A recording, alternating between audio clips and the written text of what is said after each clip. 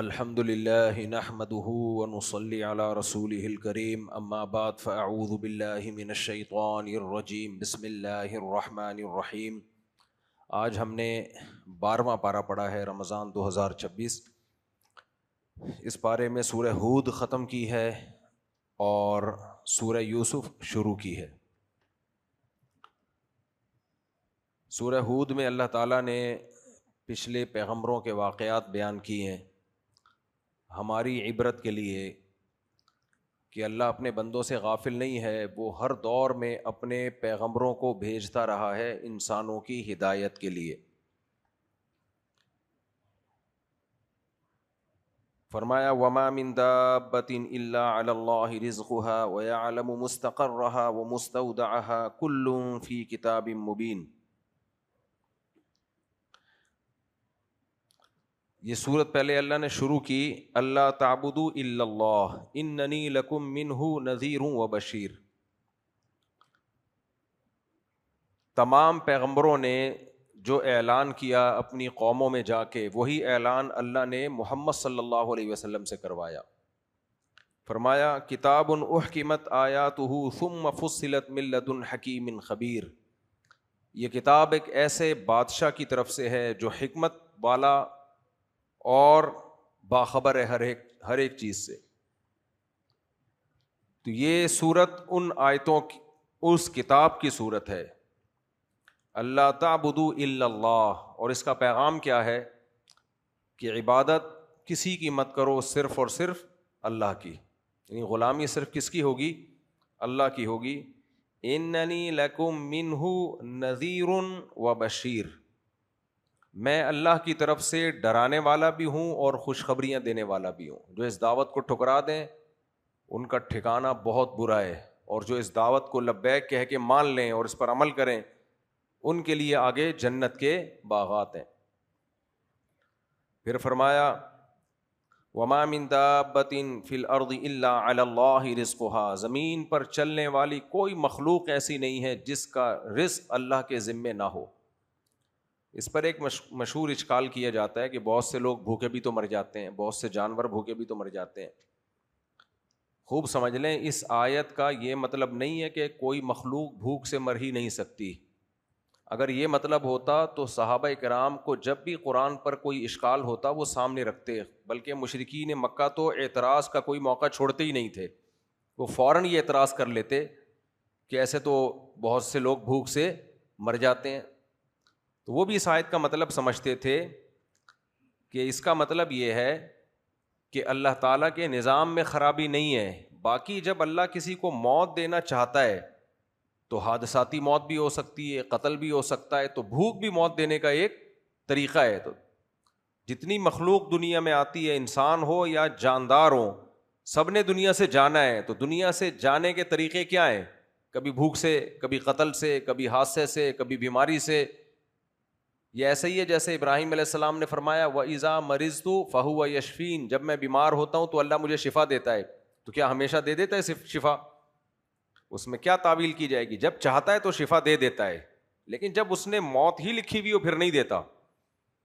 تو یہاں بھی مطلب یہی ہے کہ جب اللہ نے کسی مخلوق کی موت کا فیصلہ کر لیا تو پھر اسے بھوک سے بھی مار سکتا ہے اللہ تعالیٰ، لیکن جب تک فیصلہ نہیں کیا تو رزق کس کے ذمے ہے؟ اللہ کے ذمے۔ آپ کہہ سکتے ہیں کہ یہ تو ویسے ہی کامن سینس کی بات ہے، اسے بتانے کی کیا ضرورت ہے؟ جب تک اللہ نے کسی کو مارنے کا فیصلہ نہیں کیا تو رزق تو ملے گا۔ تو اللہ نے یہ تذکرہ اس لیے کر دیا کہ جب تک اللہ کسی کو مارنے کا فیصلہ نہیں کرتا تو بسا اوقات ایسا ہوتا ہے کہ اسباب کی دنیا میں رزق کا کوئی چانس نہیں ہوتا، لیکن خدا پہنچا دیتا ہے، اللہ تعالیٰ پہنچا دیتا ہے۔ جب تک اللہ کسی کو کی موت کا فیصلہ نہیں کرتا نا، ایسی ایسی جگہوں سے رزق پہنچا دیتا ہے جہاں سے تصور بھی نہ ہو، اور یہ مشاہدے پر مبنی ایک حقیقت ہے۔ تو اس لیے ہمیں اللہ پہ اعتماد اور توکل کا حکم دیا گیا۔ نبی صلی اللہ علیہ وسلم نے فرمایا اجملوا فی الطلب وتوکلوا علیہ، رزق تلاش کرنے میں اعتدال سے کام لو اور توکل کس پہ رکھو؟ اللہ پہ۔ یعنی جیسے آج کل لوگ نا روزی کمانے میں گدھے بن جاتے ہیں، بالکل ہی پتہ ہی نہیں چلتا گدھے نے زیادہ لوڈ اٹھایا یا اس نے زیادہ لوڈ اٹھایا، صبح سے لے کے شام، شام سے لے کے ہر وقت دماغ پر ایک چیز مسلط۔ نہ نیند کا فکر، نہ گھر میں کس ٹائم دے رہے ہیں بس. تو آپ نے فرمایا اللہ پہ توکل کرو، رزق کس کے ذمے ہے؟ اللہ کے ذمے. تو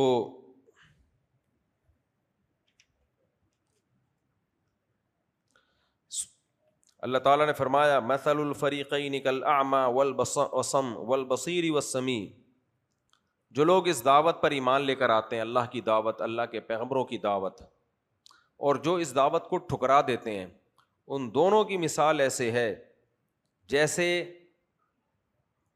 مثل الفریقین کالاعمی والاصم والبصیر والسمیع، جیسے اندھا اور دیکھنے والا اور سننے والا اور بہرا. ایک شخص بہرا ہو اور ایک سننے والا ہو، دونوں برابر نہیں ہو سکتے. بہرے کو جو کچھ بھی کہا جائے اسے کوئی فائدہ نہیں ہے، اندھے کو جتنا مرضی راستہ دکھا دیں کوئی فائدہ نہیں ہے. تو اللہ کہتے ہیں جو لوگ اس دعوت کو لبیک کہتے ہیں، اس کا مطلب وہ سنتے بھی ہیں اور دیکھتے بھی ہیں. اور جو قرآن کی اس دعوت پر لبیک نہیں کہتے، وہ ایسے ہیں کہ نہ ان میں سننے کی صلاحیت اور نہ ان میں دیکھنے کی صلاحیت. پھر اللہ نے دونوں فریقوں کا تذکرہ کیا. وَلَقَدْ أَرْسَلْنَا نُوحًا إِلَىٰ قَوْمِهِ إِنِّي لَكُمْ نَذِيرٌ مُّبِينٌ. آدم علیہ السلام کے بعد جو سب سے پہلے پیغمبر آئے ہیں وہ حضرت نوح علیہ السلام ہے، جن کا زمانہ سب سے زیادہ قدیم. ان سے بھی پہلے ادریس علیہ السلام. لیکن نوح علیہ السلام وہ پیغمبر ہیں جن کے دور میں شرک شروع ہو چکا تھا. کہا جاتا ہے کہ اس سے پہلے جو پیغمبر آئے وہ شرک کی دعوت، شرک مٹانے کے لیے نہیں آئے، شرک تھا ہی نہیں. کان الناس امۃ واحدہ، لوگ ایک دین پر تھے. یہ جو آج غیر مسلم لوگ کہتے ہیں نا کہ بت پرستی بہت پرانی ہے، دیکھو ہمیں ہزاروں سال پہلے بھی ملتے ہیں. ہر انسان کی کوشش ہوتی ہے کہ اپنے پرانے کلچر کی طرف جائے. جب آدم علیہ السلام دنیا میں آئے نا، جو پہلے انسان تھے وہ نیچر پہ تھے، اور اس کے بعد بھی لوگ کس پہ چلے ہیں؟ نیچر پہ. سائنسدان کہتے ہیں کہ پہلے لوگ جانوروں کی تھے اور تہذیب سے دور تھے، بعد میں تہذیب کی طرف آئے ہیں. حالانکہ ہسٹری اس کے بالکل اپوزٹ ہے. میں اکثر بیانات میں ایک مثال دیتا ہوں کہ دیکھو مرد اور عورت کا ریلیشن، تہذیب کیا کہتی ہے؟ ود آؤٹ میرج ہونا چاہیے یا ود میرج ہونا چاہیے؟ میرج کے ساتھ ہونا چاہیے. تہذیب یہ کہتی ہے نا. اگر پرانا انسان بد تہذیب تھا تو جتنا ماضی کی طرف جائیں نکاح کا رشتہ نہیں ہونا چاہیے. ایسا ہی ہے نا. جانوروں میں تو نہیں ہوتا، بندروں میں ہوتا ہے؟ نہیں ہوتا کوئی سیٹ اپ ایسا. تو ماضی کی طرف اگر آپ جائیں گے تو ہمیں دنیا کی ہر قوم میں نکاح کا رواج بڑھتا ہوا نظر آئے گا. تو سوال یہ پیدا ہوتا ہے کہ کون سی گول میں اس کانفرنس ہوئی تھی کہ ساری دنیا کے سارے انسانوں نے بیٹھ کے یہ فیصلہ کیا کہ ہم جوڑے بنا کے رہا کریں گے اور بغیر نکاح کے، بغیر میرج کے عورت کی طرف نہیں جائیں گے اور عورت مرد کی طرف نہیں جائے گی. یہ کون سی گول میں اس کانفرنس ہوئی تھی؟ اور وہ اگر ہوئی بھی تھی تو کامیاب کیسے ہو گئی؟ کامیاب کیسے ہو گئی؟ اور لوگوں کو میرج سسٹم پہ لانا اتنا مشکل کام ہے، کیونکہ لڑکا لڑکی جب بالغ ہوتے ہیں ان کی ایک دوسرے کی طرف جو اٹریکشن ہوتی ہے، تو جب تک مذہب کی بہت پاورفل موٹیویشن نہ ہو یا کوئی انتہائی شدید مضبوط قانون نہ ہو یا کوئی بہت مضبوط کلچر نہ ہو، ان کو نکاح کے رشتے میں باندھنا بہت مشکل ہے. یہ دنیا کی حکومتیں اس سے عاجز آ گئی ہیں. یہ جو یورپ، امریکہ اور بڑے ممالک ہیں، یہ بھی چاہتے یہی ہیں کہ میرج سسٹم چلے، لیکن ان کو پتہ ہے چلنے والا نہیں ہے، ناممکن ہے. تو یہ مذہب کی موٹیویشن کے بغیر یہ ممکن نہیں ہے کہ من حیث القوم پوری انسانیت نکاح پہ آ جائے.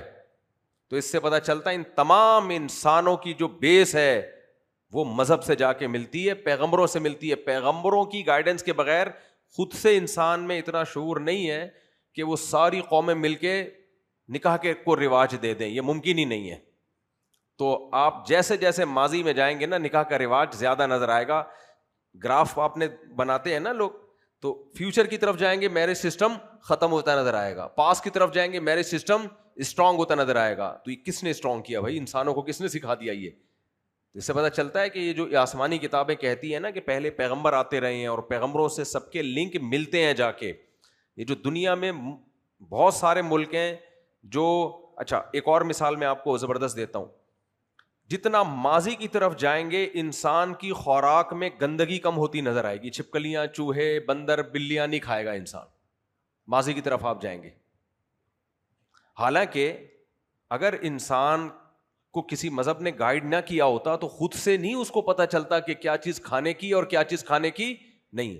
اب یہ چائنیز کو دیکھ لیں یا جو خنزیر کھانا شروع کیا ہے قوموں نے, یہ تو بھوک, جب ہسٹری بتاتی ہے کہ پہلی یا دوسری جنگ عظیم میں جو قحط پڑ گئے تھے اس کے بعد سے پادریوں کے فتوے آئے اور مختلف, بھائی بھوک سے مرنے کے لیے بچنے کے لیے کچھ بھی کھا سکتے ہو, تو ہوتے کچھ چائنیز ہو گئے, کوریا کے لوگ ہو گئے, ان پہ جنگیں ایسی مسلط ہوئی ہیں کہ انہوں نے جان بچانے کے لیے سب کچھ کھانا شروع کر دیا.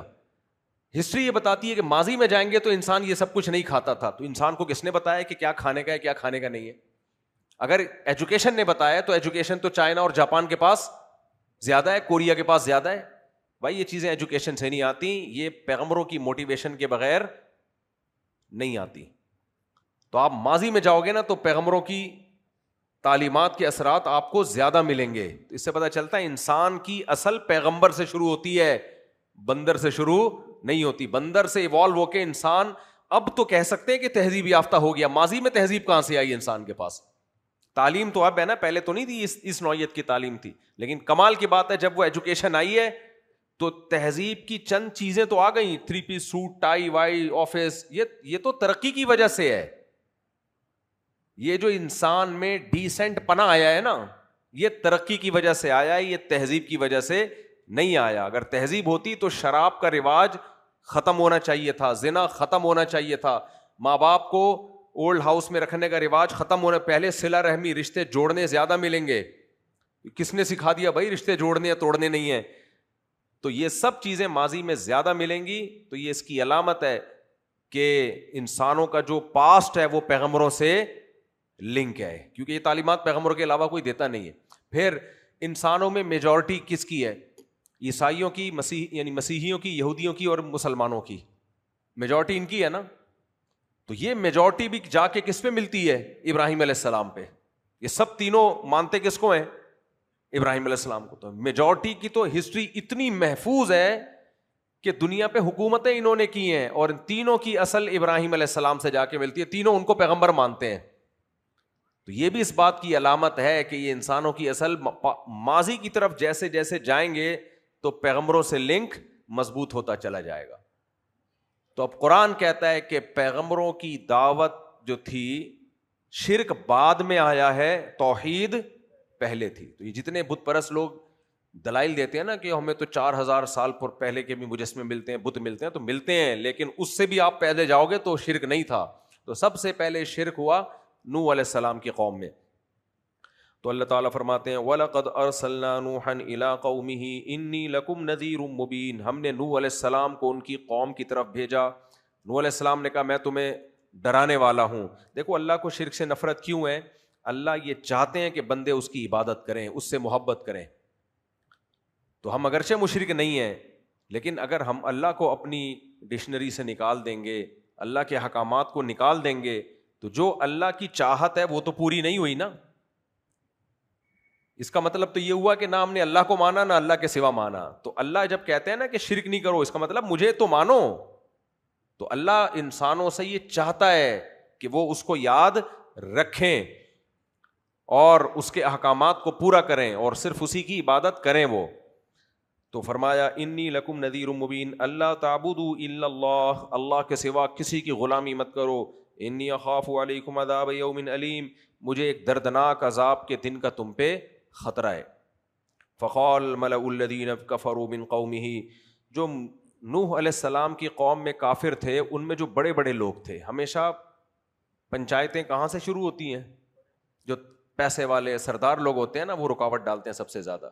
تو جو بڑے لوگ تھے وہ کہنے لگے ما نراک الا بشرا مثلنا, ہم تو آپ کو اپنے جیسا انسان دیکھتے ہیں, روٹی کھاتے ہیں, کھانا کھاتے ہیں, بیمار بھی ہوتے ہیں. وما نراک اتبعک الا الذین هم اراذلنا بادی الرأی, اور ہم دیکھ رہے ہیں آپ کو فالو کرنے والے زیادہ غریب غربا لوگ ہیں جو سوسائٹی میں پست لوگ ہیں, ان کے ساتھ بیٹھتے ہوئے تو ویسے ہی ہمیں گھن آتی ہے, چھوٹے لوگ ہیں یہ. تو اس قسم کے لوگ آپ کو فالو کر رہے ہیں. دنیا میں ہمیشہ سے عزت کا معیار دولت اور سرداری سمجھا جاتا رہا ہے, دنیا میں ہمیشہ سے لوگ اس سے دھوکے میں بہت آئے ہیں. تو کہنے لگے ہم تو یہ سمجھتے ہیں کہ کم درجے کے لوگ غریب طبقہ جنہیں سوسائٹی میں کوئی پوچھتا نہیں ہے, وہ آپ کی دعوت پہ ایمان لایا ہے. تو وما نرا لکم علینا من فضل, اور ہم نہیں سمجھتے کہ آپ کو ہم پہ کوئی فضیلت ہے کہ ہم آپ کو سردار مان لیں, آپ کو فالو کرنا شروع کر لیں. بل نظنکم کاذبین, بلکہ ہم آپ کو جھوٹا سمجھتے ہیں.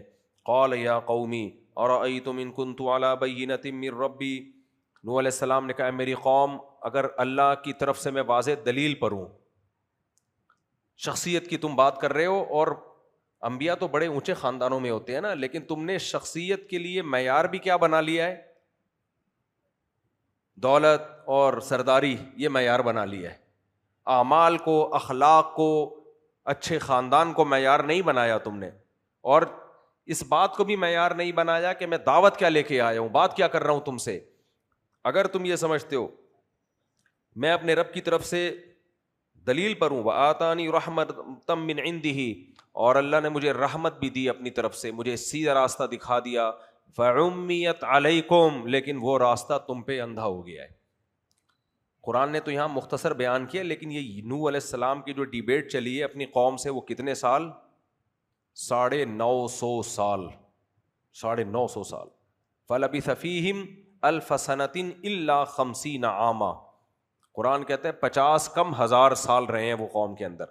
تو انلزمکموہا وانتم لہا کارہون, تو تم اس دعوت کو قبول کرنا نہیں چاہتے تو میں تمہارے اوپر زبردستی کیسے تھوپ دوں اس کو, میں تو صرف اللہ کا پیغام تم تک پہنچا سکتا ہوں, اس سے زیادہ میرے اندر طاقت نہیں ہے. وَيَا قَوْمِ لَا أَسْأَلُكُمْ عَلَيْهِ مَالًا, اے میری قوم یہ بات تم دیکھو کہ میں تم سے کسی مال کا مطالبہ نہیں کرتا, اس دعوت میں میرا کوئی فائدہ نہیں ہے. بعض دفعہ داعی کے برحق ہونے کی دلیل یہ بھی ہوتی ہے کہ اس کا کوئی دنیا کا فائدہ نہیں ہے اس میں, بلکہ مخالفت ہی مخالفت ہو رہی ہے. ان اجریہ الا علی اللہ, میرا اجر تو اللہ کے ذمے ہے. وما انا بطارد الذین آمنوا, اور جو تم مجھے تانے دیتے ہو کہ زیادہ تر غریب مسکین لوگ میری محفل میں آتے ہیں, تو یہ نہیں ہو سکتا کہ میں تمہیں قریب کرنے کے لیے ان کو اپنے دربار سے نکال دوں. یہ بات یاد رکھو, جتنی بھی حق کی دعوتیں ہیں نا, جتنے بھی پیغمبر دنیا میں آئے اور حق کی دعوتیں, ان میں پہل کرنے والے, لبیک کہنے والوں میں اکثریت غریبوں کی ہوتی ہے. علماء نے یہ ایک معیار بیان کیا ہے کہ آپ کی دعوت کو فالو زیادہ تر کون لوگ کر رہے ہیں. اگر اس دعوت میں غربا کی کثرت نہیں ہے, اس کا خطرہ ہے, یقینی بات نہیں, لیکن اس کا خطرہ ہے کہ آپ کی دعوت میں سقم ہے, کوئی گڑبڑ ہے, آپ کی دعوت مخلص نہیں ہو, آپ مخلص نہیں ہو. تبلیغی جماعت میں دیکھ لو آپ, کتنا بڑا کام ہے, لیکن اس میں مساکین, ٹماٹر والے, خربوزے والے, یہ زیادہ لگے ہوئے ہیں. وجہ کیا ہے؟ جس کی نیت میں کھوٹ ہوتا ہے نا, داعی کی نیت میں کھوٹ. مثال کے طور پر میں اگر لالچ کے لیے یہ کام کر رہا ہوں تو میں صرف سیٹھوں کو بیٹھنے دوں گا, غریب غربا کو بھگا دوں گا, کیونکہ وہ جب مسلمان ہوں گے تو ہدیے نذرانے زیادہ ملیں گے, عزت بھی زیادہ ہوگی. کیا خیال ہے؟ ٹماٹر والے کو دین کی دعوت دے کے اسلام قبول کروا لیا تو سوائے اللہ کے خوش ہونے کے کچھ بھی حاصل نہیں ہوگا. 2-4 ٹماٹر دے دے گا وہ بعد میں جا کے. ایسا ہی ہے نا, کیا ہو گیا بھائی, ٹماٹر والا مسلمان ہو گیا تو کیا ہو گیا؟ تو یہ چیز انسان کو روکتی. اور جو اللہ کے لیے کام کرتا ہے وہ کہتا ہے بھائی جتنا جہنم سے بچانا ایک کروڑ پتی آدمی کو ضروری ہے, اتنا ہی بچانا ایک ٹماٹر والے کو بھی ضروری ہے. انسانیت کی اگر خدمت کرنی ہے تو اس خدمت میں یہ دیکھنا کہ کون پیسے والا ہے کون پیسے والا نہیں ہے, یہ تو ظلم ہے نا بھائی. اگر کوئی شخص مر رہا ہو, سڑک پہ پڑا ہوا, ایکسیڈنٹ ہوا, آپ اس بیس پہ اس کو چھوڑ دو کہ یہ رکشے والا ہے, ٹماٹر والا ہے, اس کو اٹھا کے ہاسپٹل نہیں لے کے جاؤ. اگر کوئی شخص اس بیس پہ اس کو چھوڑ دے اور اگلے دن دیکھے کچھ سیٹ صاحب پڑے ہوئے ان کو اٹھا کے لے جا رہا ہے, اس کا مطلب یہ انسانیت کی خدمت کا جذبہ نہیں ہے, یہ اپنے دل میں کیا ہے, فالٹ ہے, یہ اپنے دل میں فالٹ. ہاں اگر کوئی اونچے طبقے پہ اس نیت سے محنت کر رہا ہے کہ اونچے طبقے پہ محنت کرنے سے فائدہ یہ ہوتا ہے کہ 2-4 آدمیوں کے ٹھیک ہونے سے نیچے والے سارے خود بخود ٹھیک ہو جائیں گے, وہ پھر ایک الگ چیز ہے, وہ جائز ہے. جیسے موسیٰ علیہ السلام کو اللہ نے ڈائریکٹ کہاں بھیجا, فرعون کے پاس. کیونکہ وہ ٹھیک ہو گیا تو پورا مصر ٹھیک ہو جائے گا. تو یہ کسی کی نیت ہو تو یہ جائز ہے, لیکن اس میں بھی یہ شرط ہے کہ جو طلب لے کر آیا ہے نا آپ کے پاس, جس میں دین کی طلب ہے, اس کو اس پہ ترجیح دینی پڑے گی جس میں طلب نہیں ہے, چاہے وہ طلب والا غریب ہی کیوں نہ ہو. بات سمجھ میں آ رہی ہے؟ جیسے ایک شخص نے, یہ بہت اہم ٹاپک ہے, اس کو سمجھ لو اچھی طریقے سے, کسی نے دعوت کا کام کرنا چاہا تو اس نے کہا کہ یار حکمرانوں کو دعوت دے دو, چند بڑے لوگوں کو سمجھا دو تو نیچے والے خود ہی ٹھیک ہو جائیں گے. غریب لوگ بھی ویسے مالداری کو فالو کرتے ہیں, ان کی عادت ہوتی ہے, جو اسٹائل اپر لیول کے فیشن سارے وہیں سے آتے ہیں, تو ان کی وہ اس کی کوشش یہ ہے کہ اپر لیول پہ محنت کرو گے, نیچے والے خود بخود کیا ہو جائیں گے, ٹھیک. یہ بالکل جائز ہے. لیکن اس دوران اس سے جو اونچے لیول کے لوگ ہیں وہ لفٹ کرا نہیں رہے, اور جو نیچے لیول کے لوگ ہیں وہ سیکھنا چاہ رہے ہیں, تو پھر شریعت کہتی ہے جو جہنم سے بچنا چاہتا ہے نا اس کو زیادہ فوکس کرو, جو چاہتا نہیں ہے اس کے پیچھے ٹائم ضائع مت کرو. جیسے عبداللہ ابن ام مکتوم رضی اللہ تعالیٰ عنہ نابینا صحابی نبی کے پاس آئے تو نبی عرب کے سرداروں کو دعوت دے رہے تھے جو دعوت سننا چاہتے ہی نہیں تھے, لیکن آپ پھر بھی ان کو جمع کر کے سمجھا رہے. اس دوران عبداللہ ابن ام مکتوم آ گئے, نابینا صحابی, تو آپ کے چہرے پہ ناگواری کے آثار ہوئے, تو اللہ نے سورہ عبس وتولی نازل کی کہ عبس وتولی ان جاءہ الاعمی, اے نبی ایک نابینا آئے اور آپ نے ان کو اہمیت نہیں دی, آپ نے منہ موڑ لیا صرف اس بیس پہ کہ وہ نابینا تھے, اور یہ جو سردار ہیں یہ تو جہنم کا ایندھن ہے, یہ آپ کی دعوت سننا نہیں چاہتے ہیں, تکبر ہیں ان کے اندر. تو جس میں کبر ہے, تکبر ہے, سننا چاہتا نہیں ہے, اس پہ بہرحال اس کو ترجیح دینی پڑے گی جو سننا چاہتا ہے. پھر اس میں امیر غریب کا فرق کرنا یہ جائز نہیں ہے. نبی صلی اللہ علیہ وسلم اس کے بعد حضرت عبداللہ ابن ام مکتوم کا اتنا احترام کیا کرتے تھے کہ جب بھی نابینا صحابی, غریب بھی تھے نابینا بھی تھے, جب بھی آتے آپ کھڑے ہو جاتے ان کے استقبال میں اور فرماتے ھذا الذی عاتبنی فیہ ربی, یہ وہ شخص ہے جس کی وجہ سے میرے رب نے مجھے, عتاب کا لفظی ترجمہ تو ڈانٹ ہوتا ہے, لیکن علماء نے اس کا کیا کہ تنبیہ ہوئی ہے کہ یہ وہ شخص ہے جس کی وجہ سے میرے رب نے مجھے آسمانوں سے تنبیہ کی, یعنی اللہ کی نظر میں ان کا اتنا بڑا مقام ہے. ہمارے حضرت فرمایا کرتے تھے آج کسی کو کسی کی وجہ سے ڈانٹ پڑ جائے تو وہ کیا بولتا ہے, اس کی وجہ سے ہوا تھا, یہ نہ آتا صحیح ہے, یہ نہ آتا تو ڈانٹ بھی نہ پڑتی. تو جس کی طبیعت میں فساد ہوتا ہے نا وہ بڑوں کی نصیحتوں کو الٹا لیتا ہے, اور جس کی طبیعت میں فساد نہیں ہوتا وہ بڑے کی نصیحت کو لیتا ہے, یار چلو تمہاری وجہ سے ایک اچھی نصیحت سننے کو ہمیں مل گئی, ہمارا کانسیپٹ کلیئر ہو گیا. تو یہ تمام پیغمبروں کو تانے دیے گئے ہیں کہ آپ کی محفل میں غریب کیوں بیٹھتے ہیں. انبیاء نے کوشش تو کی سرداروں کو بھی سمجھانے کی, لیکن مانا کس نے, غریب لوگوں نے. زیادہ تر مالدار بھی آئے لیکن زیادہ غریب لوگ. تو جب وہ آتے تھے تو یہ کہتے تھے یہ آپ کے ساتھ بیٹھے رہتے ہیں, ان کو ہٹائیں. تو نوح علیہ السلام نے کہا میں ان کو نہیں ہٹاؤں گا. یہی ہر پیغمبر کو یہ تانا دیا گیا ہے, حتیٰ کہ نبی کریم صلی اللہ علیہ وسلم کو بھی یہ تانے ملے. قرآن نے کہا وَلَا تَطْرُدِ الَّذِينَ يَدْعُونَ رَبَّهُمْ, اے نبی آپ نے ان سرداروں کے کہنے پہ آ کے ان غربا اور مساکین صحابہ کو اپنی مجلس سے نہیں نکالنا.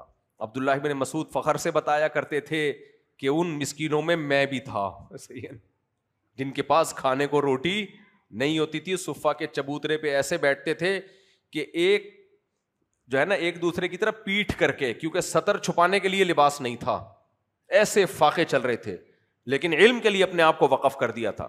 تو کتنا فائدہ ہوا. پھر حضرت عمر نے عبداللہ بن مسعود کو کوفہ بھیجا, ابو ہریرہ رضی اللہ تعالی عنہ, یہ بڑے بڑے صحابہ سارے مساکین تھے, لیکن اللہ نے ان سے کام کتنا لیا ہے. چند مالدار بھی تھے, ابو بکر رضی اللہ عنہ مالدار تھے, مغیرہ بن شعبہ مالدار تھے, لیکن میجورٹی کس کی تھی, غربا اور مساکین کی. تو اللہ تعالیٰ فرماتے ہیں نوح علیہ السلام نے کہا وما انا بطارد الذین آمنوا, بھائی میں تمہیں قریب کرنے کے لیے جو ایمان لائے ہیں میرے پاس, جن کو تم تانے دے رہے ہو کہ قوم کے کمتر لوگ ہیں, ان کو اپنی مجلس سے دھتکار نہیں سکتا. یہ نہیں ہو سکتا. اس لیے پتہ چلتا ہے کہ اپنے اصول جو اسلام کے بیان کردہ اصول ہے اس پہ سمجھوتا جائز نہیں ہے. دعوت کی بھی ایک لمٹ ہے, اس کے حدود کے اندر رہ کے دعوت دینی ہے. قبول کرنا ہے کرو, نہیں تو اللہ نے جہنم بھی بنائی ہے, وہ بھی اللہ نے. تو ایسا نہیں ہو سکتا کہ ایک کو دین پہ لانے کے لیے دوسرے کا دل دکھانا شروع کر دیں آپ, یا یہ میسج آپ کی طرف سے جانا شروع ہو جائے کہ آپ کو ٹماٹر والے کے جہنم میں جانے سے کوئی تکلیف نہیں ہو رہی ہے, آپ کو سیٹھ صاحب کے جہنم میں جانے سے تکلیف زیادہ ہو رہی ہے. یہ میسج اگر ہے تو اس کا مطلب آپ کی دعوت میں اخلاص نہیں. آج بعض پیر و مرشد ایسے ہیں, جو 2 نمبر پیروں کی بات کر رہا ہوں, 1 نمبر نہیں, ان کے سارے خلیفے کروڑ پتی ہیں, اور ان کے ارد گرد جتنے بھی مریدین ہیں نا, سارے ارب پتی, کروڑ پتی, بڑے بڑے سیٹ. میں نے ایک دفعہ ایک پیر صاحب کے ایسے حالات ہے, میں نے کہا کیا کوئی غریب نیک نہیں ہو سکتا جس کو خلافت ملے؟ کوئی غریب نیک نہیں ہو سکتا؟ آپ کی مجلس میں ہر وقت مالدار لوگ ہی ہیں, کسی غریب کو ٹائم ہی نہیں دے رہے. بعض لوگوں کے ساتھ یہ بھی ہوتا ہے, کوئی غریب کے لیے ان کے پاس ٹائم, فون آ جائے گا جی مفتی صاحب سے ایک ٹماٹر والا ملنا چاہتا ہے, ابے ہٹائے ٹماٹر والے. یہ اس کی علامت ہے کہ یہ دال میں کیا ہے, کالا کالا. ہاں, یعنی کسی کو کوئی مسئلہ پوچھنا ہے, اس ٹماٹر والے کی بات کر رہا ہوں, ویسے ہی آ کے ٹماٹر بیچنے کے لیے مل رہا ہے, پھر تھوڑی میں ملوں گا, یا کوئی مفتی صاحب ملیں گے. بعض دفعہ غریب کو اس لیے منع کیا جاتا ہے کہ وہ سوائے ٹائم ضائع کرنے کے کچھ بھی ٹماٹر بیچنے کے لیے آیا ہوتا. تو اس میں امیر غریب کا فرق نہیں ہے, جو بھی ٹائم ضائع کرنے کے لیے ٹائم لے گا اس سے اوائڈ کیا جائے گا. ہاں, اس میں بھی پھر یہی ہے کہ کوئی مسئلہ پوچھنے کے لیے رابطہ کر رہا ہے, کوئی ہدایت لینے کے لیے رابطہ کر رہا ہے, اس میں کوئی فرق نہیں ہوگا. لیکن اگر کوئی چندہ دینے کے لیے رابطہ کر رہا ہے تو پھر یہ فرق کیا جا سکتا ہے. کیا خیال ہے؟ کیونکہ اس سے تو لینا ہی چندہ ہے نا.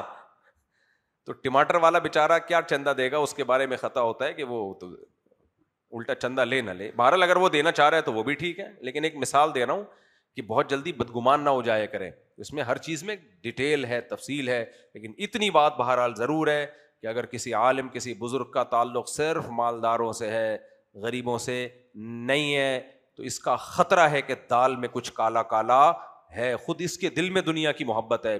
تو اللہ کی مخلوق کو سب کو ایک جیسی نظر سے دیکھنا چاہیے, یہ پیغمبروں کی دعوت ہے. تو نوح علیہ السلام نے کہا ما انا بطارد الذین آمنوا, نا میں ایمان والوں کو اپنی مجلس سے دھتکار نہیں سکتا. یہی تو اسلام کی خوبصورتی ہے.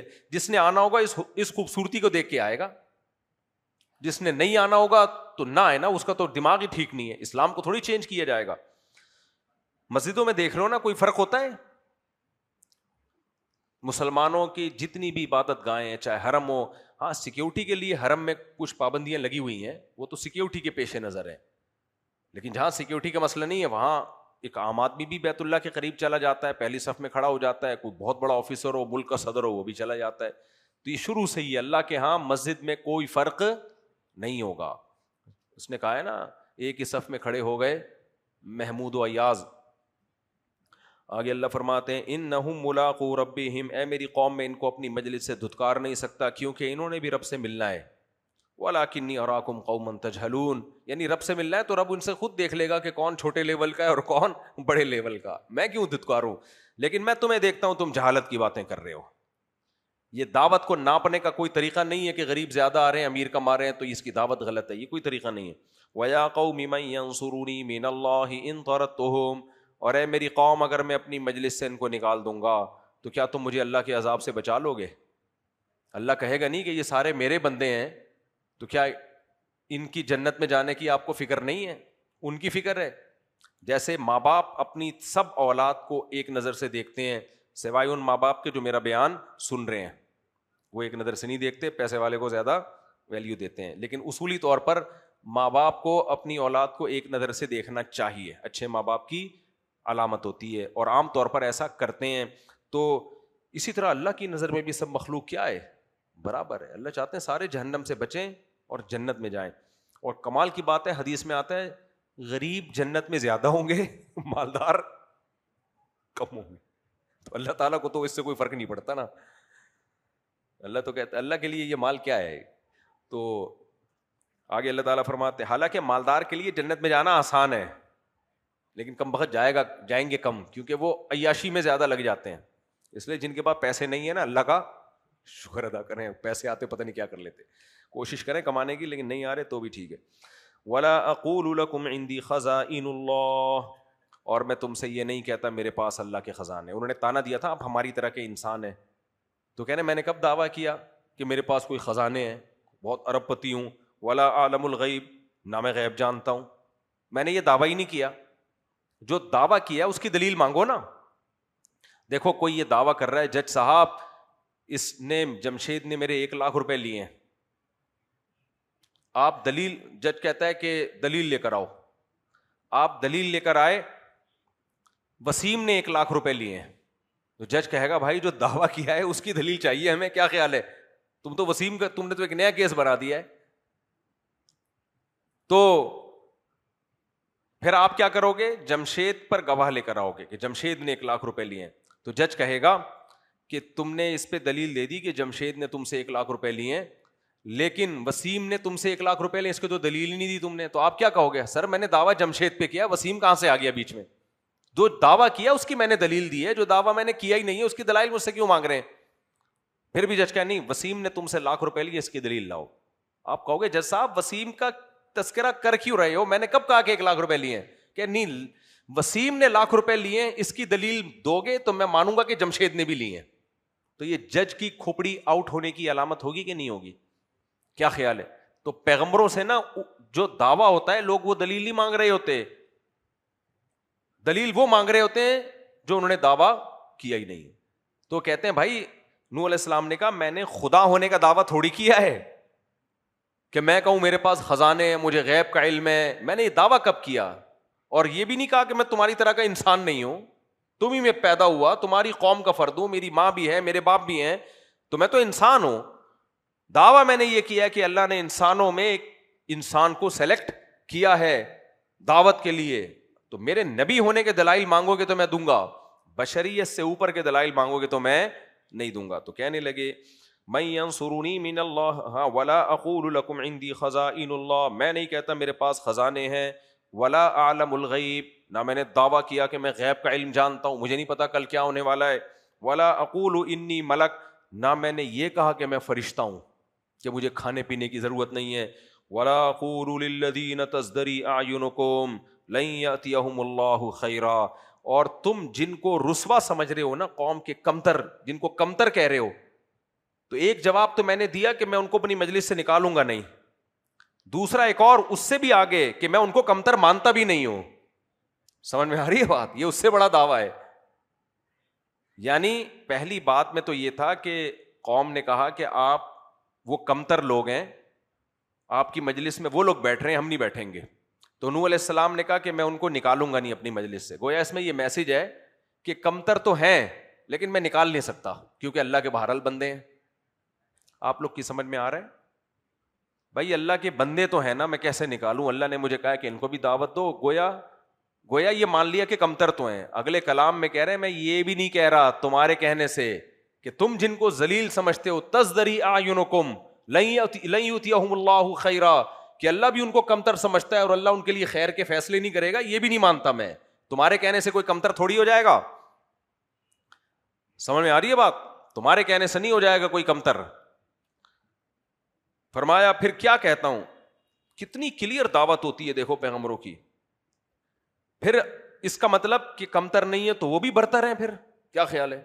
تو وہ کہتے ہیں اللہ اعلم بما فی انفسہم, ان کے دل میں کیا ہے یہ کون جانتا ہے؟ اللہ. یہ اصل میں نوح علیہ السلام نے اس لیے فرمایا کہ جو غریب لوگ جب دینی محفلوں میں آتے ہیں تو بعض لوگ یہ تانا دیتے ہیں کہ اصل میں ان کو کہیں اور سے تو عزت مل نہیں رہی ہے, یہاں تھوڑا سا ان کی گیدرنگ ہو جاتی ہے اور تھوڑا سا ان کی جو ایک احساس کمتری ہے وہ اس میں کمی آ جاتی ہے. کہ چلو اس کی مثال ہے جیسے ہندوؤں میں قومیں ہیں نا, کمتر قومیں بھی ہیں, اعلیٰ قومیں بھی ہیں, جو ان کی نظر میں سمجھی جاتی ہیں. اسلام میں تو ایسا نہیں ہے. تو جو کمتر قوم والے لوگ ہیں نا وہ اسلام قبول کرتے ہیں تو بعض ان کو تانا دیتے ہیں کہ اصل میں اس مذہب میں تو عزت مل نہیں رہی تھی, اسلام میں اس لیے چلے گئے کہ وہاں سب کی عزت کیا ہے؟ برابر, وہاں قوم کا فرق ہی نہیں ہے. تو بعض لوگ یہ تانا دیا کرتے تھے کہ یہ غریب لوگ جو نوح علیہ السلام کے پاس آ رہے ہیں ان کی تو سوسائٹی میں ویسے ہی عزت نہیں ہے, تو یہ اس لیے آ رہے ہیں کہ تھوڑی سی ان کو یہاں رسپیکٹ مل رہی ہے. بالکل ایسے ہی ہے, کوئی بیمار بوڑھا بیچارہ مسجد میں آیا ہو تو بعض لوگ تانا دیتے ہیں اصل میں گھر میں عزت نہیں ہے نا, کوئی ٹائم ہے نہیں تو مسجد میں آ کے ٹائم گزارتے ہیں. تو ایسے تمام لوگوں کے بارے میں نوح علیہ السلام کا یہ خطاب ہے, اللہ اعلم بما فی انفسکم, ان کے دل میں کیا ہے یہ کس کے حوالے ہے؟ اللہ. میرا کام ہے ظاہر کو دیکھنا, جو دین کی دعوت کے لیے آئے گا میرا کام ہے اس کو دین کی دعوت پہنچانا. تو یہ ہمیں بھی نصیحت ہے, کوئی اچھا کام کر رہا ہو تو کیڑے مت نکالا کرو, ایکچولی یہ تو اس لیے کر رہا ہے کہ چونکہ عزت چاہیے اس کو, گھر میں اس کا ٹائم پاس نہیں ہوتا تو مسجد میں پہلی صف میں آ کے بیٹھ جاتا ہے کھانسنے کے لیے. اس طرح کے لوگوں بوڑھوں کو بھی تانے دے رہے ہوتے ہیں, جوانی میں تو آئے نہیں ابھی, تو اس طرح کی باتیں کر رہے ہوتے ہیں. تو بھائی ہم نے ظاہر کو دیکھنا ہے, دل کس کے حوالے ہے؟ اللہ کے حوالے. تو انہوں علیہ السلام نے فرمایا میں یہ دعویٰ بھی نہیں کرتا, انی اذا لمن الظالمین, اگر اس طرح کا میں دعویٰ کر دوں گا جو تم کہہ رہے ہو کہ یہ غریب دنیا کے لیے آئے ہیں, تو میں تو ظالم ہو جاؤں گا. مجھے دل کا کیا پتا بھائی کس کے, تو میں تو پھر ظالم ہو جاؤں گا میں. قالوا یا نوح, 950 سال نہ یہ ڈیبیٹ چلتی رہی ہے. کتنے سال؟ سورہ نوح میں زیادہ تفصیل ہے. فرمایا یہاں تک نوح علیہ السلام جب سمجھاتے رہے عذاب آئے گا عذاب آئے گا, تو وہ لوگ نا پھر کیا کرتے تھے, منہ پہ چادر ڈال دیتے تھے نوح علیہ السلام کو دیکھ کے نفرت سے کہ یہ ہمیں نہ سمجھانا شروع کر دے. جعلوا اصابعهم فی آذانہم, وہاں سے دیکھ کے انگلی یوں کر لیتے تھے, لیکن یہ نہیں کہتے تھے کہ عذاب لاؤ نا عذاب لاؤ نا, یہ نہیں کہتے تھے کیونکہ خطرہ ڈر تھا کہ آ نہ جائے کہیں. دیکھی تو تھی نا انہوں نے نوح علیہ السلام کی سیرت, تو بس اتنا کرتے تھے, کانوں میں انگلیاں اور سر پہ کبھی چادر ڈال دی اپنے آپ کو, ان کو معاذ اللہ چڑھانے کے لیے. جب بہت زیادہ ٹائم گزر گیا نا اور یہ ڈیبیٹ چلتی رہی ہے, تو ایک دن تنگ آ کے کہنے لگے یا نوح قد جادلتنا, اے نوح تیرا اور ہمارا جھگڑا ہو چکا ہے, فاکثرت جدالنا, اور یہ بہت پرانا ہو گیا ہے, بہت ٹائم ہو گیا اس میں, فاتنا بما تعیدنا ان کنت من الصادقین, تو اگر سچا ہے نا تو اب جس عذاب کا وعدہ کرتا ہے وہ لے آ. دیکھو یہ ہر شخص میں ہوتا ہے, کتنے لوگ فحش فلمیں دیکھتے ہیں کہتے ہیں عذاب تو آتا نہیں ہے, زنا کرتے ہیں کہتے ہیں عذاب تو آتا نہیں ہے, چوریاں کرتے ہیں کہتے ہیں عذاب تو آتا نہیں ہے, ماں باپ کو ستاتے ہیں کہتے ہیں عذاب تو آتا نہیں. دنیا میں قاتل ہے, ایک شخص کا قتل کیا, کیسا گھر میں کوحرام مچتا ہے اس مقتول کے گھر میں, جوان بیٹے کی لاش دیکھتے ہیں, ڈاکو مار دیتے ہیں نا بندے, جوان بیویاں بیوہ ہو جاتی ہیں, بچے اپنے سامنے اپنے باپ کی لاش کو تڑپتا ہوا دیکھ رہے ہوتے ہیں. قاتل میں نے ایسے بھی لوگ دیکھے اپنی دادی کو قتل کیا, ماں کے قاتل بھی ہیں اس دنیا میں, سگی ماں کو قتل کیا, کتنے بڑے بڑے مجرم, کوئی عذاب آتا ہے ان کے اوپر؟ ایک نہیں دو نہیں تین نہیں, قتل پہ قتل کرتے چلے جاتے ہیں, گھروں کے گھر اجاڑ دیتے ہیں, خوشیاں چھین لیتے ہیں ان گھروں سے. پتا ہے اس سے ان کو دھوکا ہوتا ہے, یار ہوتا تو کچھ بھی نہیں ہے. یہ سب سے بڑا دھوکا ہے کہ انسان اپنی موجودہ حالت کو یہ سمجھ بیٹھے کہ کچھ بھی ہونے والا نہیں ہے. تمام پیغمبروں کی قوموں کے ساتھ یہی ہوا ہے, انہوں نے کہا ہو تو کچھ بھی نہیں رہا, ہو تو کچھ بھی نہیں رہا. تو یہ باتیں ہیں, حالانکہ یہ نہیں ہے بھائی, یہ نہیں دیکھ رہے کہ جس خدا نے بنایا ہے وہ کیوں چھوڑ دے گا ایسے ہی تمہیں. اس نے قتل کرنے کے لیے پیدا کیا ہے, تمہیں زنا کرنے کے لیے پیدا کیا ہے, شرابیں پینے کے لیے پیدا کیا ہے, وہ غافل ہے تم سے. تو یہی گڑبڑ کس میں ہوئی؟ نوح علیہ السلام کی قوم میں. کہنے کہ بھائی اتنا ٹائم ہو گیا, آتا واتا تو کچھ ہے نہیں, تو فاتنا بما تعیدنا ان کنت من الصادقین, آپ سچے ہو تو لے آؤ عذاب. تو نوح علیہ السلام کہنے لگے قال انما یاتیکم بہ اللہ ان شاء. کیسا حوصلہ ہے پیغمبر کا, کیونکہ پیغمبر کو نہیں پتا کہ عذاب آئے گا کہ نہیں آئے گا. فوراً ہمارے نبی بھی اس بات سے بہت پریشان ہوتے تھے, جب بتاتے تھے نا اللہ کا عذاب آئے گا تو کہتے آ کیوں نہیں رہا. آپ جب کسی کو بولو نا ایسا ہوگا, وہ کہیں ہو کیوں نہیں رہا, پھر تو آپ چاہتے ہو نا ہو جائے تاکہ میں سچا ہونا ثابت ہو جاؤں, لیکن ہو نہیں رہا تھا. اللہ مہلت دے رہا تھا, تو پھر اللہ نبی کو تسلی دیتا ہے کہ آپ نے صرف ان کو ڈرانا ہے, عذاب دینا یا نہ دینا کس کا کام ہے؟ میرا کام. بس آپ ان کو بتاؤ, میں دنیا میں دوں آخرت میں دوں, یہ چھوڑ دو ان کو. تو نبی بہت تنگ ہوتے تھے, ہر نبی تنگ ہوتے تھے کہ پھر لاؤ نا, پھر لاؤ نا عذاب.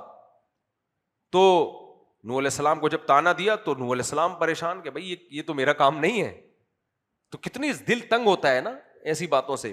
تو نوح علیہ السلام نے کہا انما یاتیکم بہ اللہ ان شاء, دیکھو عذاب تو کب آئے گا یہ مجھے نہیں پتا, لیکن اللہ چاہے گا تو آ جائے گا, اور اگر اللہ نے چاہا اور آ گیا, اتنا میں بتا سکتا ہوں ما انتم بمعجزین, پھر تم اللہ کو ہرا نہیں سکتے, پھر تم اللہ کو ہرا نہیں سکتے. تو ولا ينفعكم نصحی ان اردت ان انصح لكم, میری قوم میں تمہاری خیر خواہی چاہتا ہوں, تمہارا بھلا چاہتا ہوں, لیکن میرا تمہاری بھلائی چاہنا, تمہارا بھلائی چاہنا تمہیں فائدہ نہیں پہنچا رہا. آج بھی کچھ علماء ہم نے دیکھے ہیں وہ بالکل 2 اور 2 4 کی طرح کلیئر باتیں عوام کے سامنے رکھ رہے ہوتے ہیں, لوگ ان میں کیڑے نکال رہے ہیں. ایکچولی یہ یوں ہے، ایکچولی یوں ہے، ایکچولی یوں ہے، حالانکہ ان کا کوئی فائدہ نہیں ہے اس میں. ساری قوم کی گالیاں لے کے لوگوں کے سامنے ایک حق بیان کر رہے ہیں. لوگ کہتے ہیں بہادر نہیں ہے، ڈر رہے ہیں. ڈر رہے ہوتے تو عوام سے ڈر رہے ہوتے ہیں نا، عوام سے ڈر رہے ہوتے، عوام کی خاطر حق چھپا لیتے. سب سے بڑا خوف تو عوام کا ہوتا ہے جو میڈیا پہ ہوتا ہے. وہ عوام کی پرواہ نہیں کر رہے، بیان کر رہے ہیں، اور چاروں طرف سے گالیاں پڑ رہی ہیں لیکن ان کا حوصلہ پھر بھی بیان کر رہے ہیں. تو میں کہتا ہوں یہی ان کے برحق ہونے کی دلیل ہے. کمنٹس میں دیکھو گالیوں کی ایک لائن لگی ہوئی ہوگی، مگر پھر بیان آئے گا، پھر بیان آئے گا.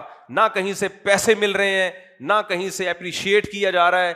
خدا کی قسم یہ تو ظرف کی دلیل ہے کہ بندہ ڈٹا ہوا ہے اور 1 انچ پیچھے ہٹنے کے لیے تیار نہیں ہے. نہ اس کی اولاد کو فائدہ ہو رہا ہے، نہ اس کے گھر کو فائدہ ہو رہا ہے، حتیٰ کہ اس کے مدرسے کو بھی فائدہ نہیں ہو رہا. لیکن حقیقت پتہ ہے کیا، لوگوں کو حق سننے کا شوق ہے ہی نہیں. لوگ جذباتی باتیں پسند کرتے ہیں. لوگ چاہتے ہیں کہ ہمارے سامنے نا وہ جذباتی باتیں کی جائیں، حق کو توڑ موڑ کے بیان کیا جائے. سیدھا آدمی سوسائٹی کو پسند نہیں ہوتا، ہمیشہ ٹیڑھا میڑھا پسند ہوتا ہے. رشتہ لینے کے لیے جاؤ نا، گھما پھرا کے باتیں کرو، شادی ہو جائے گی. سیدھی سیدھی بات کرو، بھائی اتنا کماتا ہوں، یہ فالٹ ہے میرے اندر، یہ فالٹ نہیں ہے، ٹھیک ہے نا. نہیں ہوگی شادی، کبھی بھی نہیں ہوگی.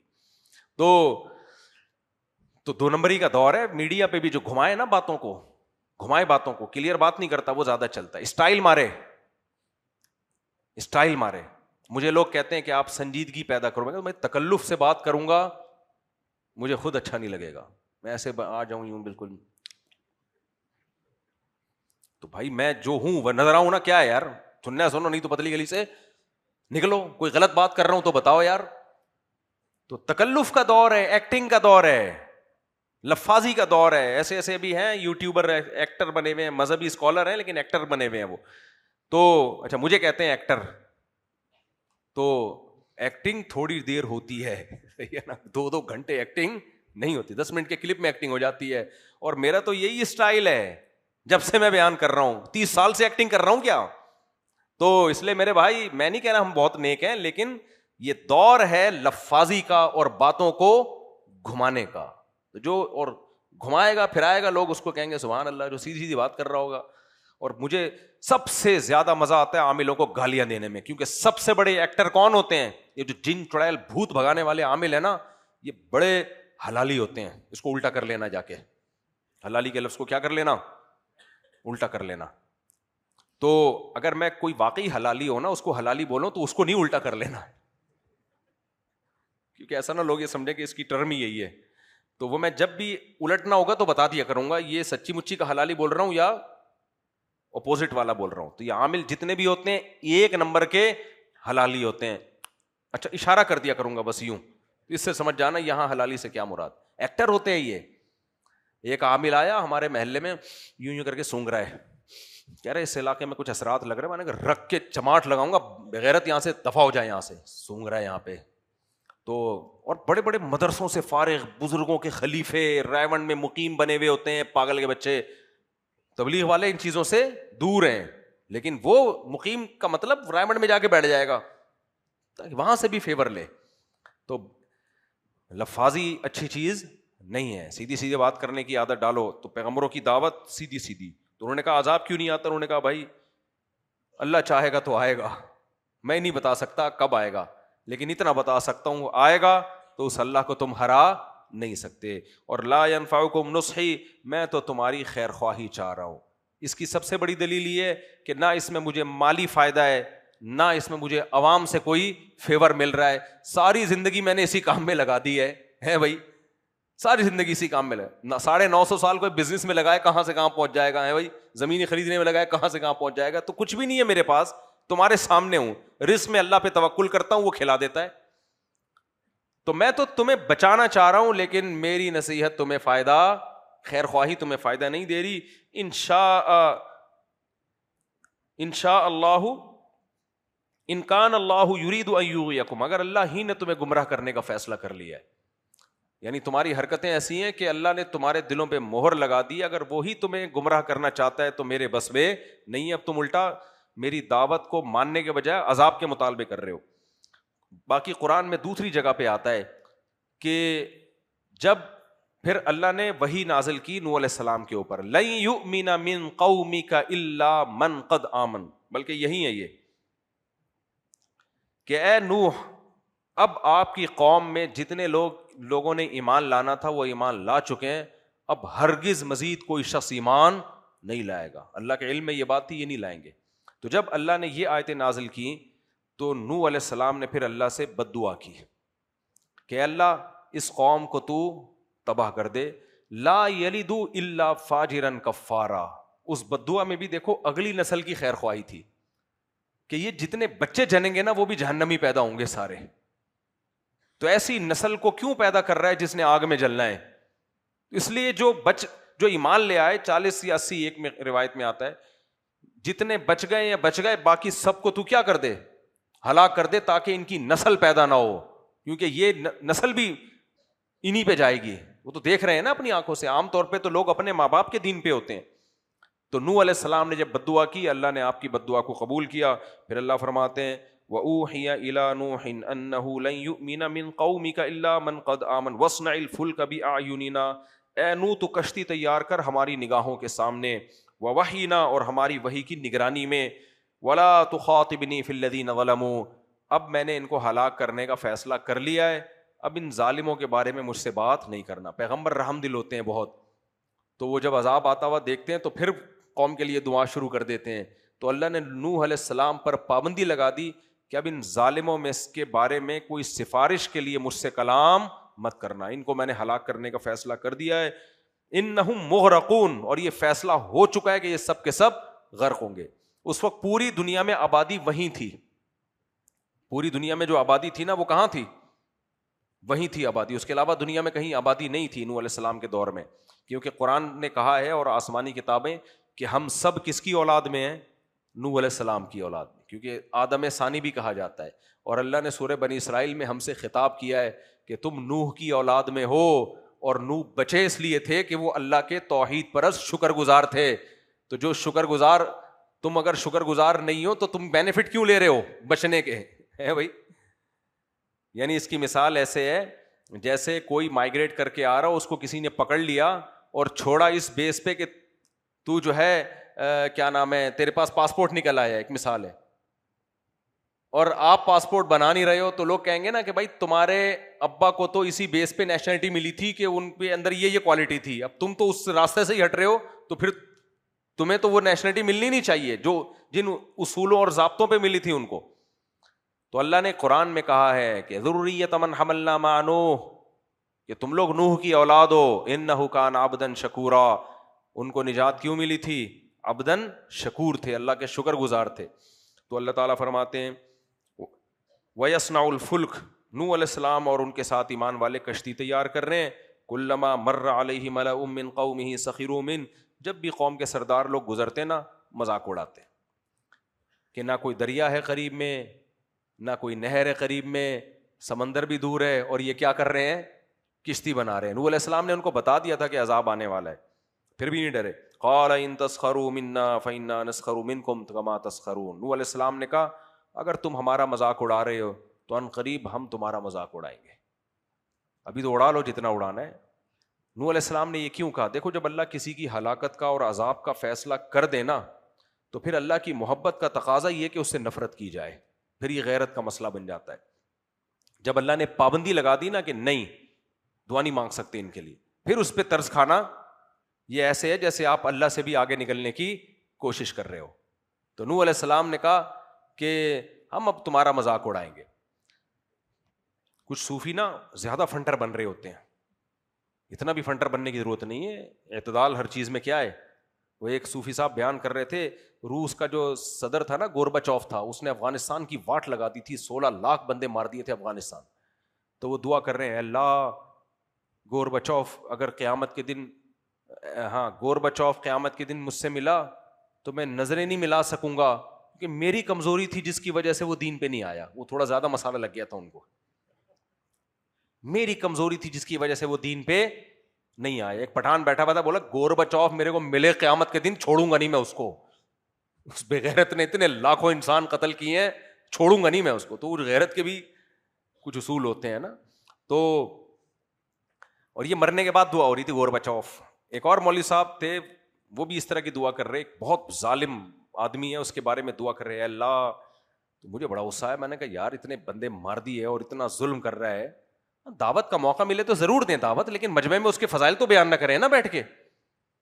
وہ بھی بڑا ظالم ہے, بہت مارے ہیں بندے اس نے, تو اس کے لیے دعائیں کر رہے ہیں, ہائے ہائے ہائے بیچارہ. تو یہ فنٹر گیری ہے. یہ ایسے ہی جیسے ڈاکو کو پکڑ کے آپ نہلا دھلا کے اس کے لیے دعائیں کریں. بھائی ہمیں کیا پتا یار یہ توبہ کرے گا نہیں کرے گا, یہ تو اللہ جانتا ہے.